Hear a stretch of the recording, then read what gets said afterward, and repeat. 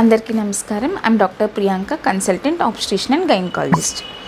మనకి ఇన్ఫర్టిలిటీ అంటే పిల్లలు లేకపోవడానికి ఒక కారణం ట్యూబల్ బ్లాక్. సో ఈ ట్యూబల్ బ్లాక్ ఉన్నప్పుడు ఏం చేయాలి? జనరల్గా ట్యూబల్ బ్లాక్స్ ఉన్నప్పుడు వన్ సైడెడ్ బ్లాక్ ఉందా, టూ సైడ్స్ బ్లాక్ ఉందా అనేది చూసుకుంటాం. ఈ వన్ సైడెడ్ బ్లాక్ ఉంది, ఏజ్ లెస్ దాన్ 30 years ఉంది, హస్బెండ్ పారామీటర్స్ అన్నీ బాగానే ఉంది, అంటే సెమెన్ అనాలిసిస్ బాగానే ఉంది అనుకుంటే మనం న్యాచురల్గా ట్రై చేయొచ్చు. అట్లా కాదు, టూ సైడ్స్ బ్లాక్ ఉందనుకోండి, ఫస్ట్ బ్లాక్ తీయడానికి ట్రై చేయాలి. అది దేనివల్ల వచ్చింది? ఇన్ఫెక్షన్స్ వల్ల వచ్చిందా, లేదా ఇన్ఫెక్షన్స్ కాకుండా అంటే మెడికల్ మేనేజ్మెంట్ కాకుండా అయితే మనం డయాగ్నోస్టిక్ హిస్ట్రోస్కోపీ అనే పద్ధతి ద్వారా బ్లాక్స్ ఓపెన్ చేస్తాం.